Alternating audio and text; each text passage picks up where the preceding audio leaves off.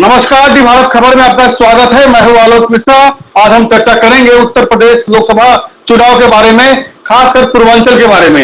6 चरणों का मतदान संपन्न हो चुका है। 7वें चरण का मतदान 1 जून को होना है। आज हमारे साथ स्टूडियो में मौजूद है रामधारी यादव जी। इनसे जानेंगे कि पूर्वांचल की जो लोकल जनता है या वहां के जो लोकल समस्याएं हैं, इनको लेकर क्या जनता में नाराजगी दिखी या जनता ने एक बार फिर से राम मंदिर के नाम पर भाजपा को अपना समर्थन दिया है। क्या कहेंगे रामधारी जी? चर्चा में शामिल करने के लोग जी बहुत बहुत धन्यवाद। जहां तक एक बात आपने कही कि राम मंदिर जहां लोगों के बीच में हम गए, युवाओं के बीच में गए और विद्यार्थियों के बीच में गए, तो राम मंदिर तो ऐसा मुद्दा नहीं है, क्योंकि पहले जैसा जवाब मिलता था 2019 में, उस तरीके का जवाब युवाओं का या आम जनता का नहीं मिला। राम मंदिर आस्था का विषय लोग कह रहे हैं, लेकिन चुनावी तरीके से उसको देख नहीं रहे हैं। राम मंदिर को आस्था की तरीके से देख रहे हैं, चुनाव की तरीके से नहीं देख रहे। पहली चीज। दूसरी चीज ये है कि पूर्वांचल में इंडिया गठबंधन पहले से ही मजबूत रहा है, चाहे वो गाजीपुर हो, आजमगढ़ हो, अम्बेडकर नगर हो, इन सारी जगहों पे ज्यादातर सीटें जो है समाजवादी पार्टी ने ली। तो उससे ऐसा नहीं है कि कमजोर है इंडिया गठबंधन।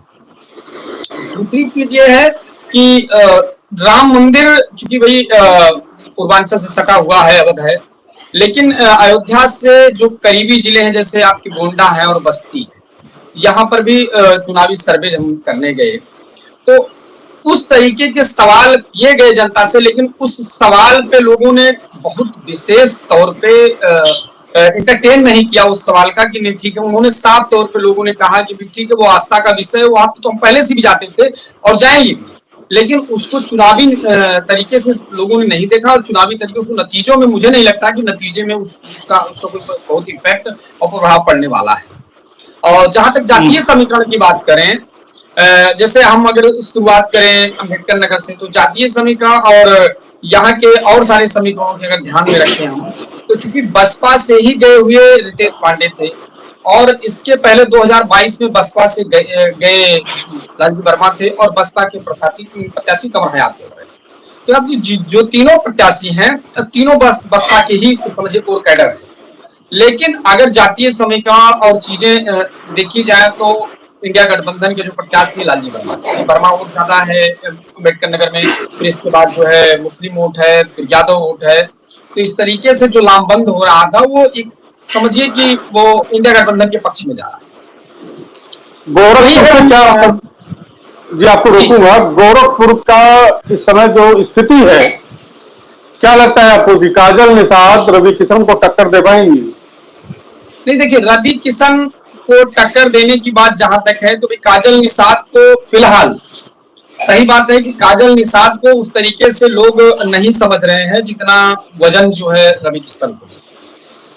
और हाँ, जातीय समीकरण वहां का ऐसा है गोरखपुर का कि निषाद वोट बैंक काफी है, क्योंकि प्रवीण निषाद वहां पे पहले भी सांसद रहे हैं, संजय निषाद के लड़के। लेकिन संजय निषाद के लड़के जो सांसद थे उस समय उनका जो संगठन था संजय निषाद का, वो गोरखपुर में मजबूत स्थिति में, संजय निषाद का संगठन भी मजबूत स्थिति में था। काजल निषाद को पहले तो लड़ाई संजय निषाद से करनी है, क्योंकि संजय निषाद का भी वर्चस्व वहीं पे है, वहीं से शुरुआत हुई, वहीं के रहने वाले। तो इसलिए जो है कि वो थोड़ा सा लड़ाई कमजोर हो रही है वहां पे। और ऐसा नहीं है कि काजल निषाद बहुत हल्के में है, वहां पे ठीक ठाक लड़ाई लड़ रही हैं और टक्कर भी दे रही हैं। लेकिन मुझे नहीं लगता कि वहां की सीट जो है ऐसा निकलने वाली है, जैसा वहां पे हम गए और देखे तो ऐसा नहीं कि काजल निषाद के फेवर में वहां पे कुछ बहुत अच्छा हो रहा है, ऐसा नहीं है। लेकिन ये कि लड़ाई तो बनारस सबसे हॉट सीट उत्तर प्रदेश की, जहां से प्रधानमंत्री चुनाव लड़ रहे हैं, जहां की स्थिति में कोई इफ और बट नहीं हो सकता है। आपका क्या मतलब? देखिए, बनारस का चुनाव भी अब की प्रधानमंत्री तो जीतेंगे ही, इसमें दो राय नहीं है। लेकिन यह कि जो जीत का अंतर है अब की, वो कम होगा और ये तय है कम होगा, क्योंकि लड़ाई अजय राय भी ठीक लड़ रहे हैं। महंगाई और बेरोजगारी को लेकर क्या जनता में रोष दिखा? आप तो होम ग्राउंड पे होके आए हैं, लोगों से मिले हैं। महंगाई का इम्पैक्ट तो उतना फिलहाल दिखा, लेकिन उतना लोगों ने नहीं किया जितना बेरोजगारी को लेके युवाओं में रोष है। और वो किसी भी बिरादरी और किसी भी जाति के अगर बेरोजगार युवा हैं, उनसे मेरी बात हुई स्टूडेंट से, जैसे मैंने जौनपुर में बात किया और आजमगढ़ में युवाओं से बात किया जो कोचिंग पढ़ने जा रहे थे, तैयारी की, उनसे मेरी बात हुई, लड़कियों से मेरी बातचीत हुई। तो मैंने ये देखा कि जो जोश है उनमें कि पेपर लीक और साथ ही साथ उनको नौकरी ना मिलना, इन सब सारी चीजें जो है वो सामने आ रही हैं, जो बीजेपी के लिए नुकसानदेह हैं। आपको क्या लगता है कि उत्तर प्रदेश में बीजेपी कितनी सीटों पर जीत हासिल कर पाएगी? देखो, उत्तर प्रदेश में बीजेपी का जहां तक मुझे आंकड़ा है और जहां तक और पत्रकारों से मेरी बातचीत हुई और लोगों से बातचीत हुई, कुछ राजनीतिक विश्लेषक से मेरी मुलाकात हुई, तो मुझे ऐसा लगा कि भी पश्चिम में कुछ जगहों पे मैं नहीं गया, लेकिन ये जहां जहां गया पश्चिम, और कुल मिला के 45 से 55 के बीच में भाजपा रहने वाली है। तो आपको लगता है कि बीजेपी अपना इतिहास 45 से 55 के बीच में, आपको लगता है कि बीजेपी अपना इतिहास दोहरा नहीं पाएगी?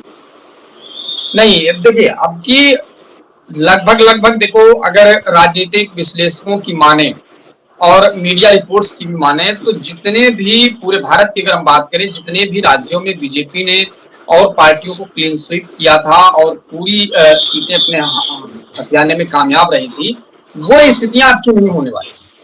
हर जगह सीटें घटेंगी, ये तय है। आपको क्या लगता है, आप मायावती को कमतर तो नहीं आंक रहे हैं? नहीं, देखिए, मायावती किंग मेकर की भूमिका में पिछले 2-3 चुनाव से रही, अब की फिर वैसे रही है। लास्ट मोमेंट पे उन्होंने थोड़ा सा अपना तेवर में बदलाव किया और टिकट में भी बदलाव किया है। तेवर और टिकट दोनों बदले गए हैं, नहीं तो लगभग जो मायावती लड़ाई लड़ रही थी, वो समझिए ऐसा लड़ रही थी कि उनको अपने हिसाब से उन लोगों को टिकट दिया था।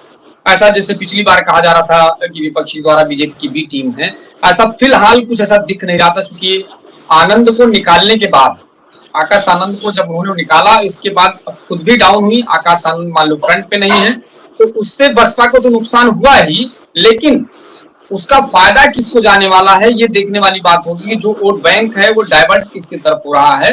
मायावती ने सबसे ज्यादा टिकट ब्राह्मणों में बांटा है, तो क्या आप ब्राह्मण वोट भाजपा का सीधे सीधे नुकसान करेगा? देखिए, ब्राह्मण वोट नुकसान करेगा, और आपकी जो है, जो उनका मोटिव था कि कांग्रेस को लेके पॉजिटिव नजरिया था मायावती, इसमें दो राय नहीं है, क्योंकि टिकट बंटवारे को लेके और आक्रामकता को देखने पे ये लग रहा था कि पूरा जो है उनका जो फोकस था वो बीजेपी को था, और सटीक मुद्दों पे। सबसे बड़ी बात आप देखेंगे कि आकाश आनंद के अगर भाषण आप देखेंगे, तो उन्होंने कभी मुद्दों से भटकने की बात नहीं करी, हमेशा मुद्दों की बात की, और इसीलिए शायद उनको युवा पसंद करने लगा था। और कुछ दबाव क्या स्थितियां रही होंगी, आकाश आनंद को बसपा ने अगर हटाया, तो समझिए कि एक उगते हुए नेता को उन्होंने हटाया है, क्योंकि वो लोग सुनना पसंद कर रहे थे, बसपा के लोग, जो कैडर के लोग थे, वो भी सुनना पसंद कर रहे थे, उनकी भाषा और कार्यशैली दोनों। तो चलते चलते आपसे एक आखिरी सवाल, 400 का पारा, 400 पार का नारा लगातार बीजेपी दे रही है, और इस चुनाव में अगर भाषाई मर्यादा की बात करें, तो दोनों पक्षों से लगातार भाषा की मर्यादा टूटी है। एक आखिरी चरण का चुनाव अभी बचा हुआ है, चुनाव प्रचार लगातार दोनों तरफ से जोरों पर है। जिस तरीके से प्रधानमंत्री का बयानबाजी या भाषण इस चुनाव के दौरान देखा गया, आपको लगता नहीं है कि एक प्रधानमंत्री के पद पर बैठा व्यक्ति इस तरह का अशोभनीय बयान, तो चाहे मुजरा हो और चाहे ऐसे तमाम ऐसे इनके शब्द हैं, भाषण हैं, जो बिल्कुल अशोभनीय है, आपको क्या लगता है कि ये हताशा है या ओवर कॉन्फिडेंस है? देखिए, क्या मानते हैं? देखिए, जब भाषा मर्यादित होती है, इसमें दो ही स्थितियां हो सकती हैं, या तो अगले के प्रति ज्यादा गुस्सा हो, नाराजगी, या तो निराशा हो। तो इसमें क्या है, ये तो कहना बड़ा मुश्किल होगा, लेकिन ये है कि जो राजनीतिक भाषा का स्तर है, इतना गिर जाना, ये लोकतंत्र के लिए अच्छा तो नहीं, क्योंकि भाई कहते हैं कि अपने बड़ों से लोग सीखते हैं।